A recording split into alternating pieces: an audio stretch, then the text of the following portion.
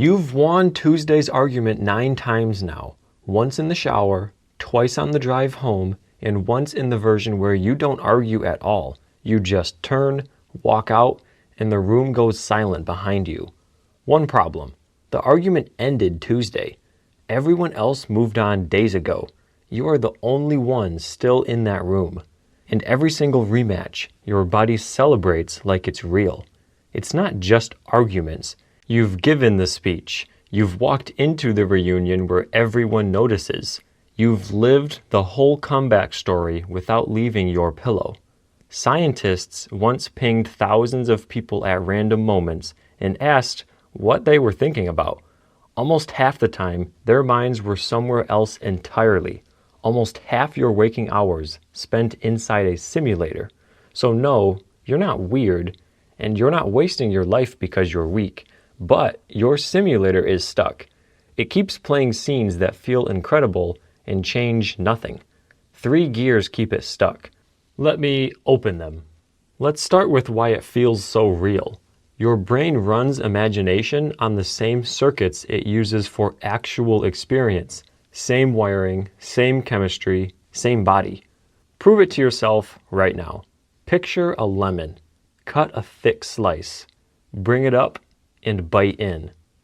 If your mouth just watered, stop and look at what happened.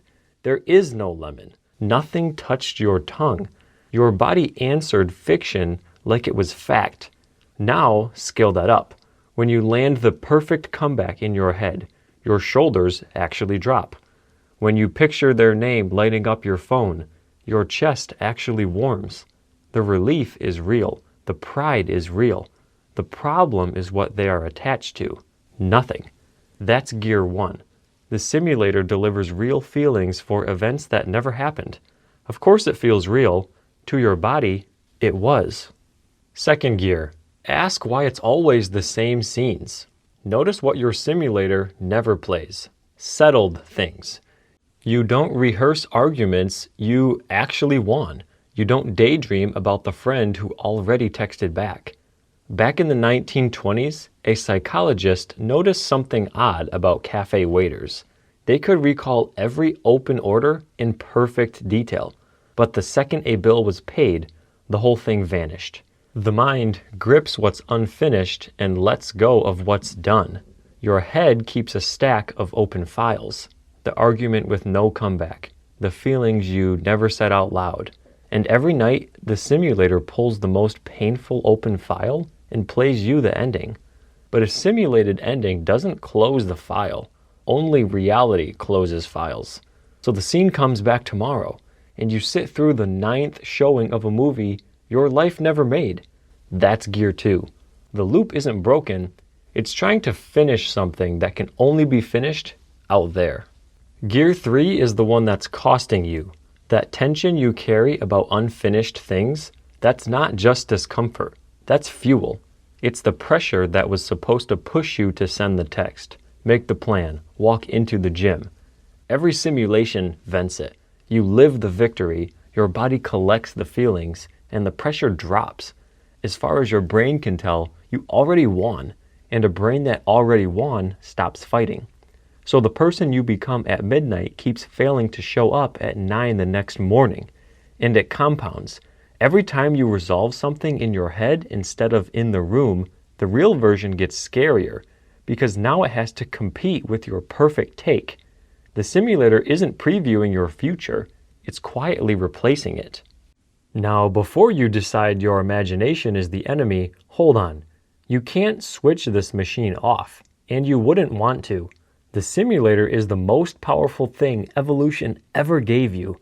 It's how you rehearse a hard talk before you have it, how you brace for bad news, how you plan a life you haven't lived yet. The machine was never the problem. The problem is where you point it. Point it at the podium, the trophy, the version of you who already made it, and it drains you. Your body feels the win, so you stop chasing it. Point it at the very next step, the first sentence, the first rep, the door you have to knock on, and it flips. Now it pulls you toward the thing instead of replacing it. Same machine, aim it at the ending, it eats your life.